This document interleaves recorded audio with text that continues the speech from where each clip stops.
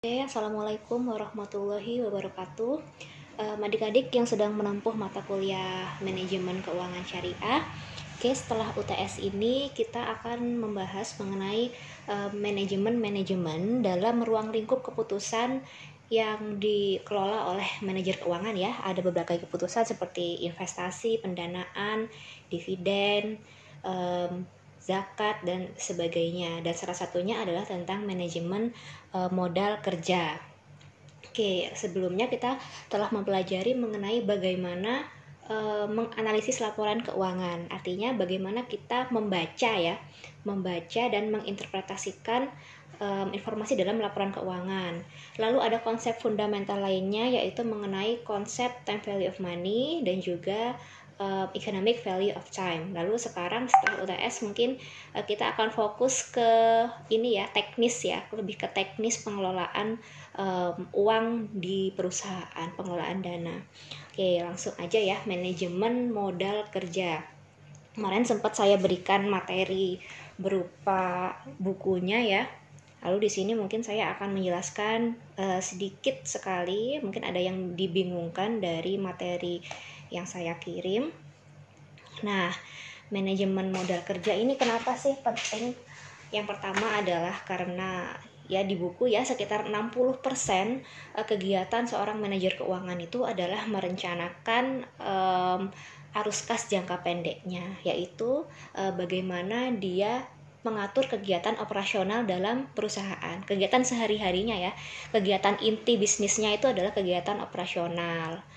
Misalkan untuk perusahaan retail, dia kan aktivitasnya adalah menjual barang-barang ya. Manufaktur, dia aktivitasnya adalah mengubah barang mentah menjadi barang jadi, kan kayak gitu. Lalu modal kerja itu adalah modal yang diperlukan dalam operasional sehari-hari. Jadi bukan untuk keputusan investasi ya. Beda halnya kalau kita keputusan investasi seperti beli gedung atau mungkin membeli aset tetap seperti mobil, itu tidak termasuk dalam modal kerja.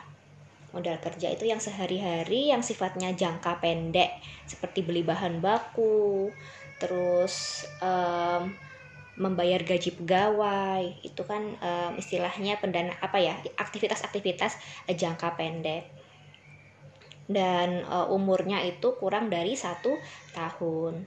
Jadi misalkan adik-adik pengen buka usaha gitu ya, kira-kira diproyeksikan umur proyeknya itu 5 tahun. Tapi adik-adik kan bukan berarti harus menyiapkan segala keperluan modal untuk menjalankan usaha tersebut dalam 5 tahun. Enggak kan? Adik-adik hanya menyiapkan mungkin investasi awalnya dan juga modal kerja untuk memproduksi barang mungkin selama seminggu atau sebulan, lalu mungkin akan dijual lagi barang itu, menghasilkan kas yang masuk ke perusahaan kita dan akan kita olah lagi menjadi bahan baku yang dijual, kan gitu ya. Nah, itu namanya modal kerja. Oke,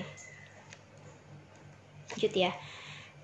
Modal kerja dalam operasinya, perusahaan selalu membutuhkan dana harian seperti membeli bahan mentah, membayar gaji karyawan, membayar rekening listrik dan sebagainya. Dana yang dialokasikan tersebut diharapkan akan diterima kembali dari hasil penjualan produk yang dihasilkan dalam jangka waktu kurang dari 1 tahun.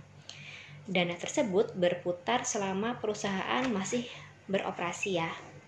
Nah, dana yang dipergunakan untuk membiayai operasi perusahaan sehari-hari disebut modal kerja atau working capital. Modal kerja ya, modal untuk bekerja pada hari itu juga atau pada saat itu juga. Nah, dasar syariahnya adalah kenapa kita harus mengelola kas ya atau aktiva lancar dalam suatu perusahaan. Jadi diupayakan aktiva lancar dalam suatu perusahaan itu tidak diam aja, tetapi harus dikelola, diputar untuk kemaslahatan masyarakat. Fungsi kas kan tidak untuk menimbun kekayaan ya, sangat ditentang oleh Islam. Harusnya kas itu diputar untuk menghasilkan return atau profit yang dinikmati oleh orang lain dan juga oleh kita sendiri, seperti itu. Jadi kalau modal kerja ini kita lebih menekankan ya di aktiva lancar, aktiva yang umurnya kurang dari 1 tahun gitu ya. Kalian mungkin ingat aktiva ada 2 jenis, aktiva lancar dan juga aktiva tetap. Kalau aktiva tetap ini kaitannya dengan fungsi investasi, bukan tentang modal kerja. Kalau aktiva lancar yang berupa kas, piutang, persediaan itu baru masuk ke modal kerja. Manajemen modal kerja atau working capital management merupakan manajemen dari elemen-elemen aktiva lancar dan elemen hutang lancar. Nah, tujuan modal kerja adalah mengelola aktiva lancar dan hutang lancar, ya. Hutang lancar, hutang yang umurnya kurang dari 1 tahun ya, seperti hutang dagang, hutang pesel, sehingga diperoleh modal kerja neto yang layak dan menjamin tingkat likuiditas perusahaan. Nah, kalian kemarin kan udah belajar mengenai rasio-rasio keuangan ya. Ada rasio likuiditas atau bagaimana perusahaan itu memenuhi kewajiban jangka pendek. Nah, ada juga nanti kita bakal bahas mengenai likuiditas dan profitabilitas perusahaan yang sangat berhubungan erat dengan modal kerja.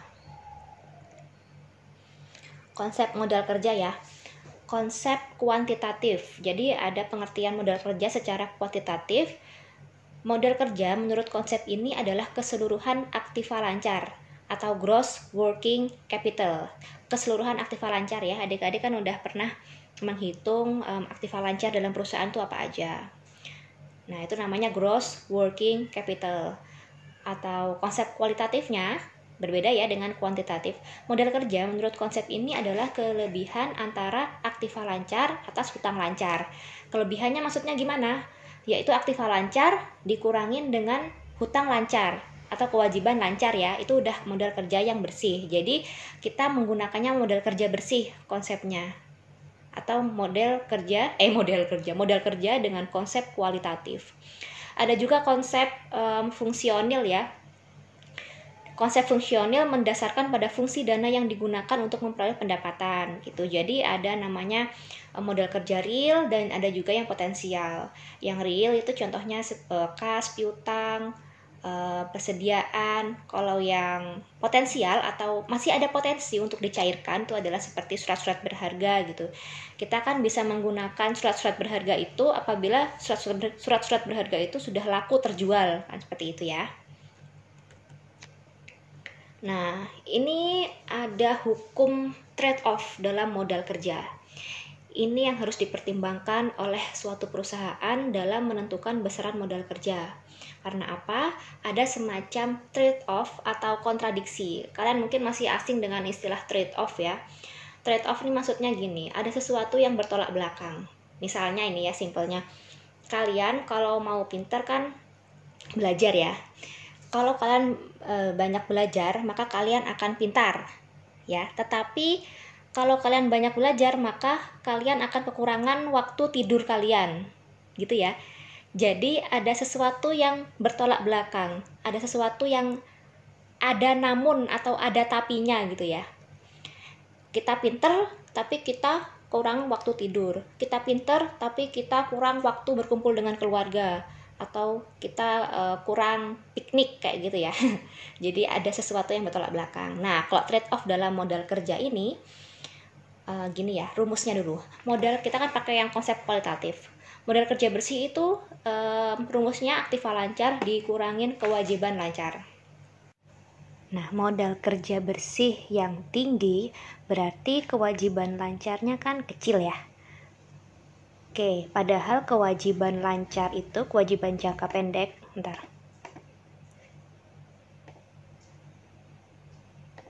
Padahal kewajiban lancar itu memiliki biaya yang lebih rendah dibandingkan kewajiban jangka panjang.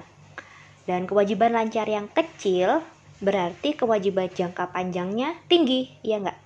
Sedangkan kewajiban jangka panjang mengandung biaya yang lebih tinggi. Biaya tuh kayak misalkan bagi hasil gitu, kan itu kan merupakan biaya ya untuk perusahaan. Nah, dibanding kewajiban lancar atau kewajiban yang umurnya pendek-pendek. Kalian bisa tahu semakin besar modal kerja, semakin tinggi likuiditas. Oke, liquid tapi semakin rendah profitabilitasnya. Likuiditas yang tinggi akan menurunkan risiko. Ya, karena likuiditas yang tinggi berarti kita punya cukup aset liquid yang bisa digunakan untuk membayar hutang ya. Akhirnya kan resiko gagal bayarnya rendah. Namun mengurangi kemampuan labaan perusahaan. Nah, ini contoh konsep model kerja ya. Ini ada neraca. Seperti biasa ada total aktiva lancar sama total ini ada ini ya. Total aktiva tetap lalu dijumlah 312 juta. Ini enggak dijumlah ini total aktiva tetapnya. Lalu ada total hutang dan ada ekuitas yang harus balance ya antara aktiva sama pasiva. Misalkan modal kerja kuantitatif atau gross capital workingnya berapa? Cuma 160 juta. Ini ya total aktiva lancarnya. Ini gross working capital. Lalu ada modal kerja kualitatif dengan rumus total aktiva tetap dikurangin kewajiban lancar. Kewajiban lancarnya ada 100 juta ya. Ini kebetulan merupakan kewajiban jangka pendek semua. Berarti 60 juta modal kerja bersihnya. Lalu modal kerja fungsionalnya itu dibagi menjadi modal kerja real sama modal kerja potensial. Modal kerja potensial itu yang istilahnya masih bisa digunakan untuk jadi modal kerja. Jadi baru bisa digunakan apabila ini terjual.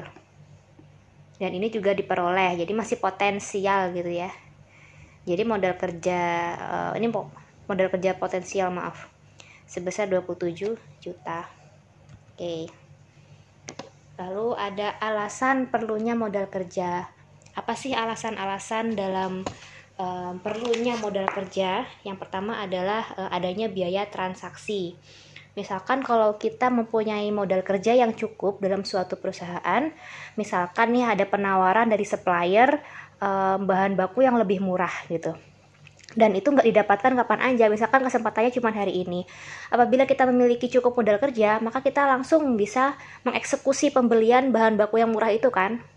Coba kalau kita nggak punya cukup modal kerja, kita masih perlu mencairkan surat-surat berharga, atau kalau enggak kita masih perlu menjual aset-aset kita untuk membeli bahan baku tersebut, kan sangat ribet ya. Akhirnya mungkin kita kehilangan kesempatan mendapatkan biaya transaksi yang murah itu gitu. Itulah perlunya modal kerja yang cukup pada suatu perusahaan. Yang kedua adalah kelambatan atau ketidaksinkronan aktivitas. Aktivitas yang ideal ya pada suatu perusahaan itu kan persediaan datang tepat waktu atau supply barang baku tuh tepat waktu, pengennya kan gitu ya. Lalu barang terjual semua pada saat yang tepat. Tapi kan itu kondisi yang ideal. Tetapi tidak menutup kemungkinan kalau ada saja ketidaksinkronan aktivitas. Nah, kalau kita punya modal kerja, maka akhirnya kita dapat meminimalisir ketidaksinkronan tersebut. Misalkan kita nyetok persediaan dulu, atau kita punya kas dulu untuk menghindari adanya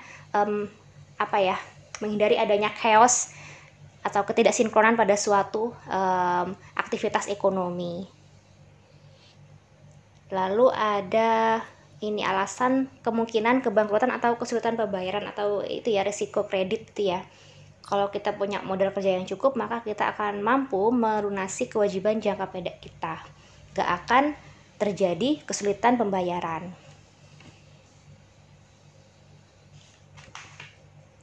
Lalu faktor-faktor apa saja yang mempengaruhi tingkat modal kerja?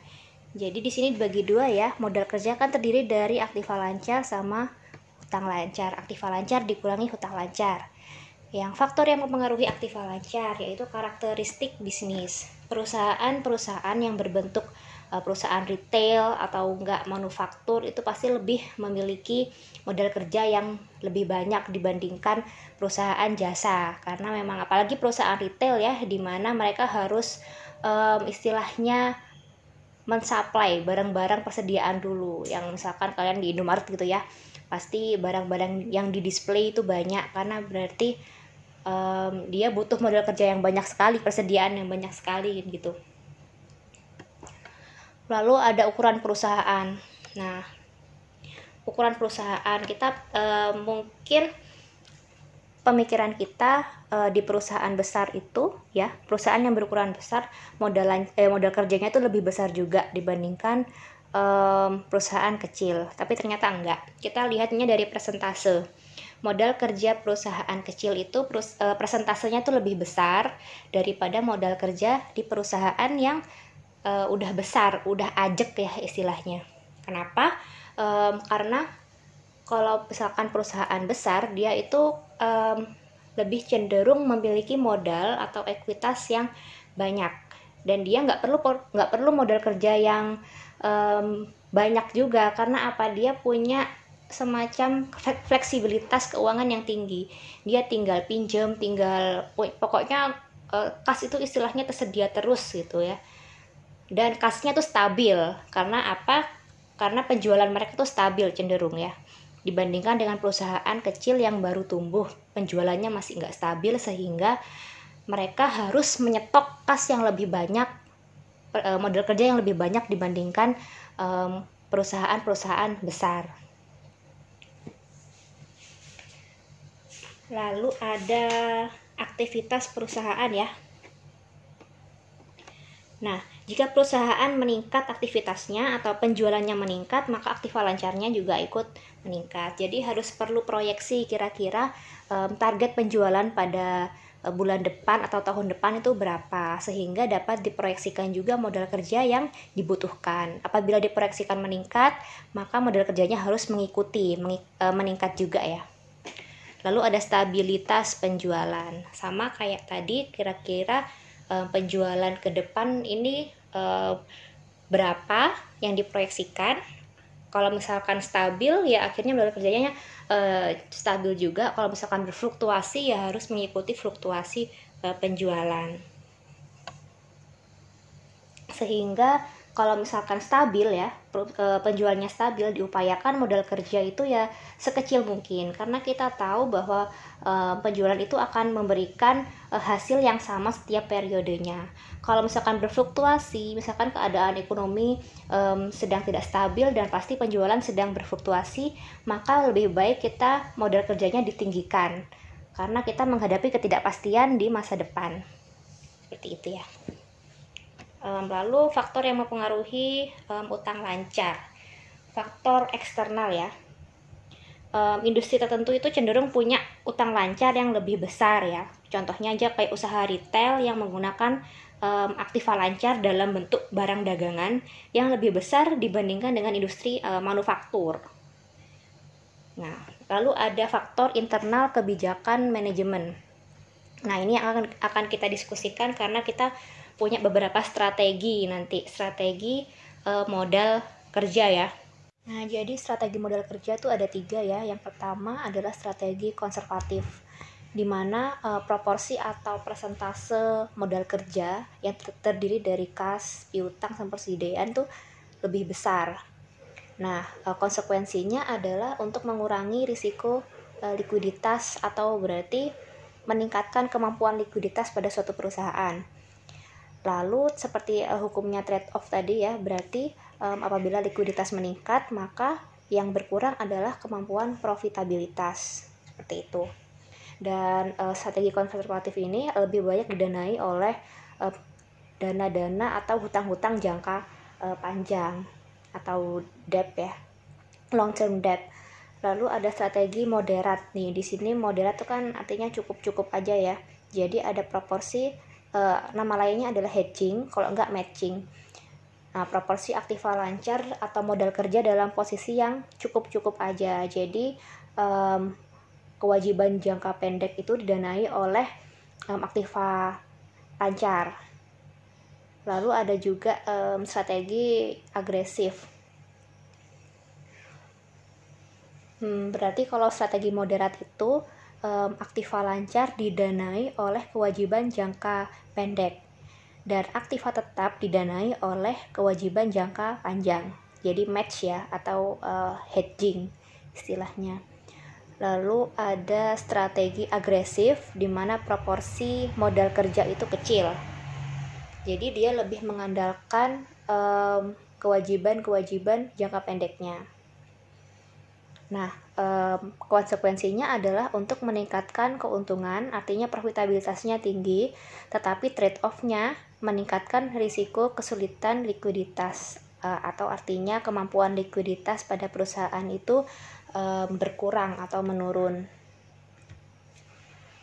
Nah, ini contohnya ya strategi modal kerja konservatif di mana modal kerja yang digunakan itu cenderung lebih banyak.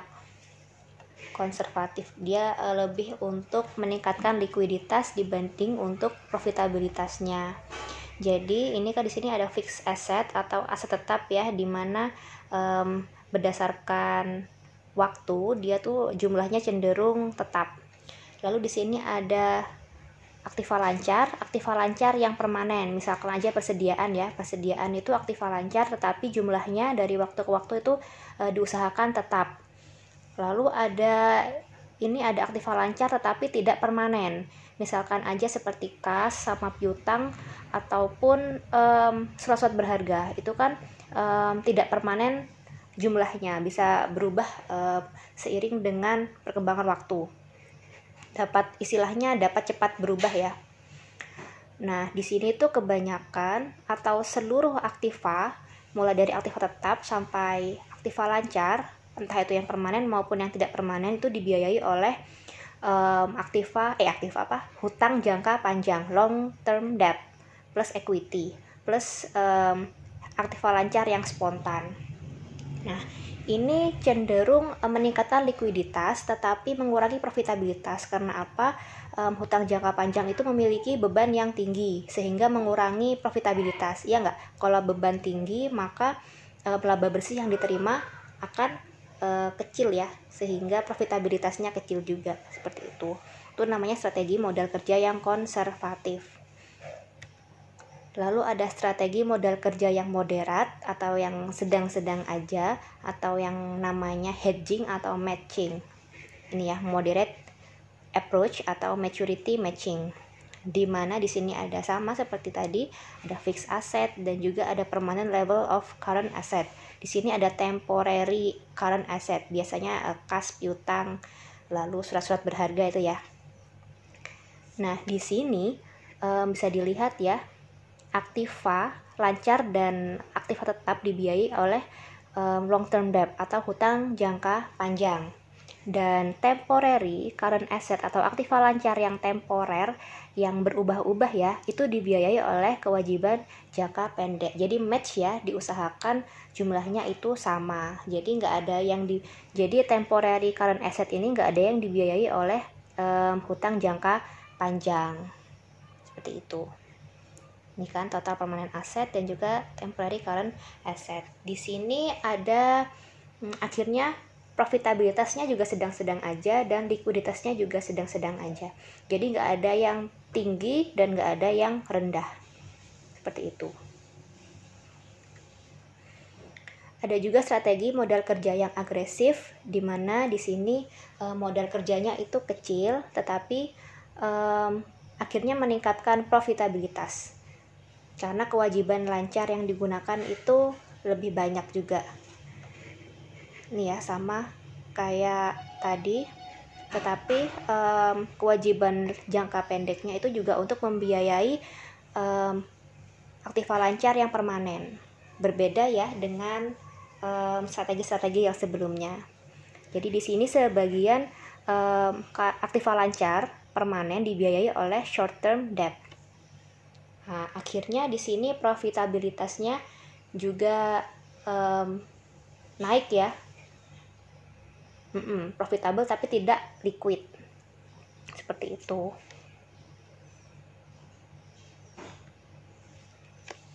Nah, setelah kita mempelajari mengenai strategi-strategi dalam modal kerja, kita di sini akan menghitung mengenai siklus kas atau cash conversion cycle.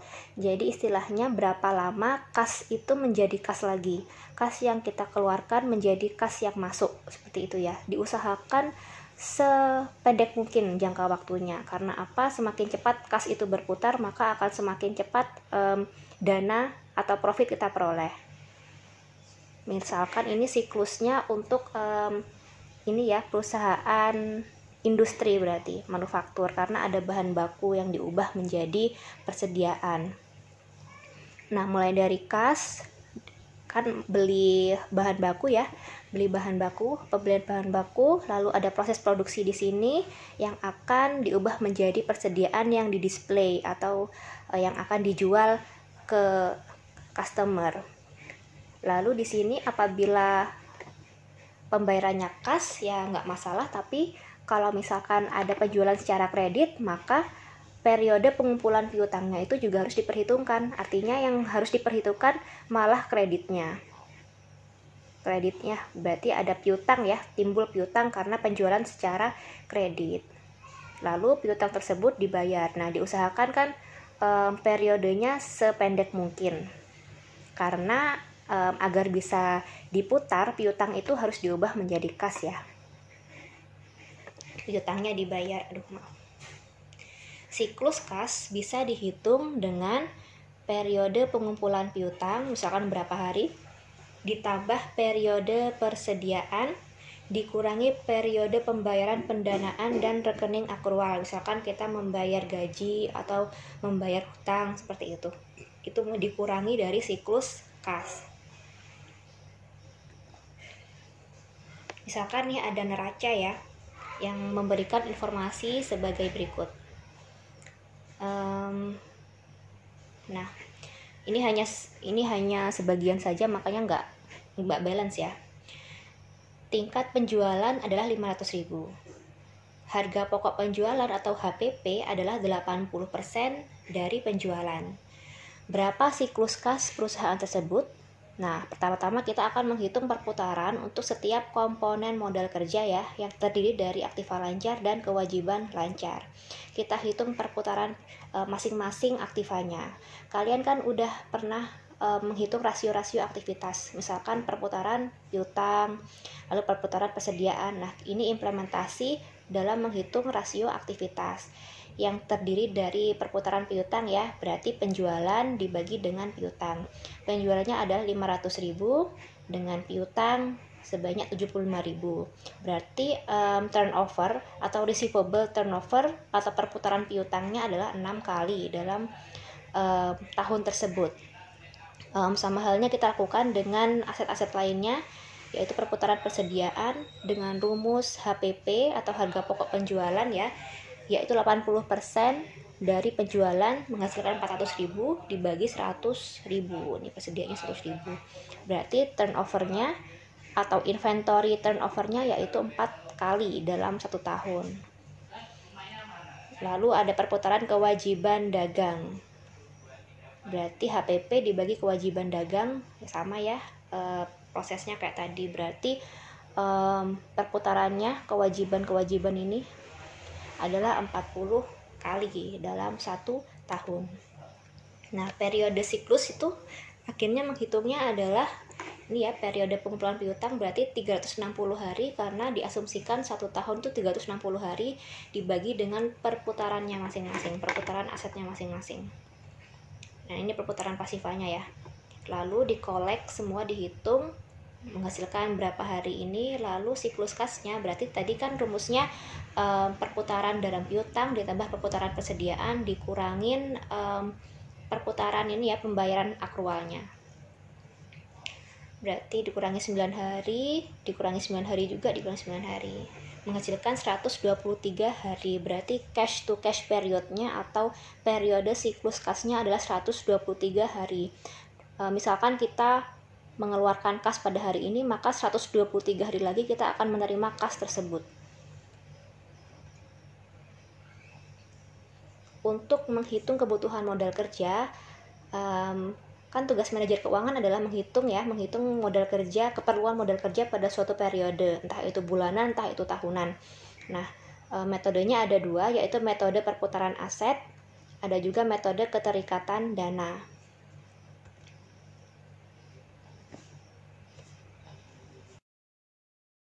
Nah, jadi metode perputaran aset itu metode untuk perhitungan modal kerjanya berdasarkan berapa kali aset tersebut diputar dalam 1 tahun. Nah, ini ya pengertiannya ya. Berdasarkan metode ini, besarnya kebutuhan modal kerja ditentukan oleh perputaran dari komponen-komponen modal kerja, yaitu perputaran kas, piutang, dan persediaan. Bisa juga ditambah dengan kewajiban lancar, kalaupun ada informasi mengenai kewajiban lancar gitu ya. Berapa modal kerja yang dibutuhkan pada tahun depan apabila penjualan diproyeksikan sebesar 70 juta. Nah, pada tahun sekarang penjualannya adalah 60 juta. Dengan harga pokok penjualan itu 90% dari 60 juta. Berarti 54 juta ya keterangannya di sini, 90% dari penjualan. Dengan informasi dalam neraca tuh seperti ini bisa dilihat. Nah, kita pertama-tama adalah menghitung perputaran tiap elemen dari modal kerja, yaitu metode kas, piutang, persediaan, dan kewajiban jangka pendeknya. Metodenya sama ya perhitungannya ya, 60 juta penjualannya dibagi dengan kas yang menghasilkan 130 kali. Lalu perputaran piutang dengan rumus penjualan dibagi dengan piutang, berarti 31 kali. Perputaran persediaan HPP-nya ini ya, dibagi dengan persediaan 23,5 kali. Lalu perputaran kewajiban lancar yaitu HPP dibagi dengan kewajiban lancar, menghasilkan 27 kali. Nah, kita kan udah punya perhitungan turnovernya atau perputarannya di slide sebelumnya ya, perputaran aset sama kewajiban lancar. Nah, selanjutnya kita kan punya proyeksi mengenai penjualan di tahun depan, yaitu sebesar 70 juta. Nah, untuk periode mendatang, dengan mengasumsikan perputaran aset yang sama untuk setiap komponen modal kerja, jumlah setiap komponen modal kerja di tahun depan ya, maksudnya bisa dihitung sebagai berikut. Jadi, ini merupakan total aktiva lancar dikurangin kewajiban lancarnya ya. Jadi, di total dulu untuk kas, berapa kas yang harus kita sediakan di tahun depan, yaitu penjualan dibagi dengan kas. Penjualan kita kan punya 70 juta untuk tahun depan. Ini dibagi dengan perputaran kasnya. Yang tahun kemarin ya, menghasilkan 538.000 sekian. Nah, untuk piutangnya rumusnya penjualan dibagi piutang, tetap ya 70 juta dibagi 31. Menghasilkan 2 juta sekian. Untuk persediaan kita punya rumus HPP yaitu 90% dari penjualan dibagi dengan persediaan atau perputaran persediaan maksudnya nih ya, 23,5 menghasilkan 2 juta sekian. Lalu dijumlah semua yaitu menghasilkan 5.400.000 sekian. Lalu kita kurangkan dengan kewajiban lancar dengan rumus HPP dibagi kewajiban lancar. Ini ya, dibagi perputaran kewajiban lancar menghasilkan 2.300.000 sekian. Yaitu total modal kerjanya adalah jumlah dari aktiva lancar dikurangin kewajiban lancar. Total modal kerja bersihnya adalah sebesar 3.144.043 rupiah. Ini untuk metode perputaran aset atau perputaran modal kerja. Seperti itu. Jadi untuk memproduksi sebesar 70 juta atau menjual sebesar 70 juta unit barang di tahun depan, kita perlu menyediakan modal kerja sebesar 3.144.043 rupiah.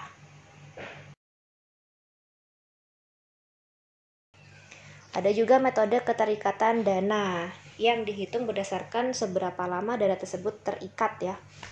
Untuk menentukan kebutuhan modal kerja dengan metode ini, perlu diketahui 2 faktor yang mempengaruhinya, yaitu periode terikatnya modal kerja. Jadi masing-masing modal kerja nanti dihitung periode terikatnya berapa dan pengeluaran kas setiap hari. Nah, periode terikatnya modal kerja merupakan waktu yang diperlukan, oke sama ya kayak tadi konsepnya. Dan untuk perusahaan dagang kan siklus kasnya gini. Karena dia nggak ada proses industrinya ya, nggak ada proses mengubah bahan baku menjadi bahan jadi, maka yang ada adalah dari kas kita membeli persediaan lalu dibeli dalam bentuk kredit, menghasilkan piutang, dan piutang tersebut terkolek dalam bentuk kas. Untuk perusahaan industri manufaktur, prosesnya beda ya. Nanti yang dihitung ya berdasarkan prosesnya masing-masing. Karena beda industri maka beda proses. Nah, kasnya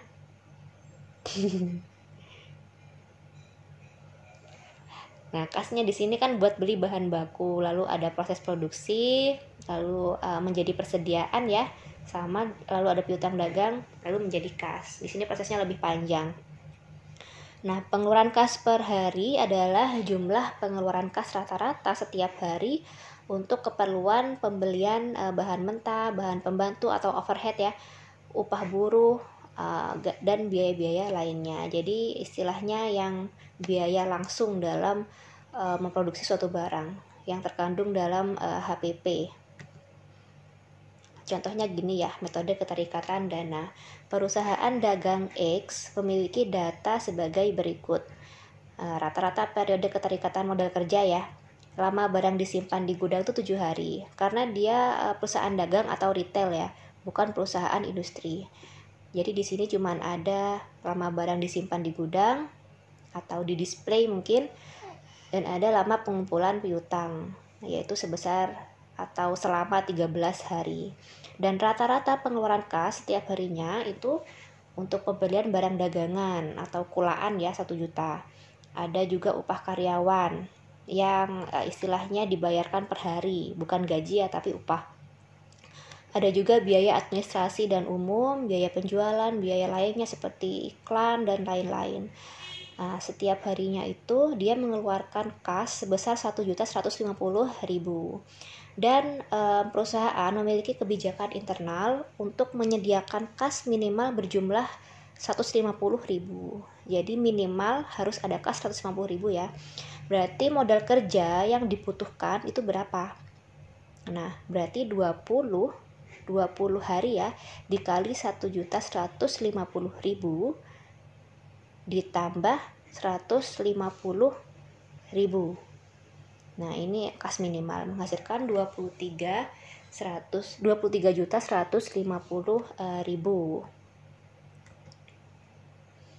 Ini juga ada contoh, perusahaan industri X memiliki data sebagai berikut.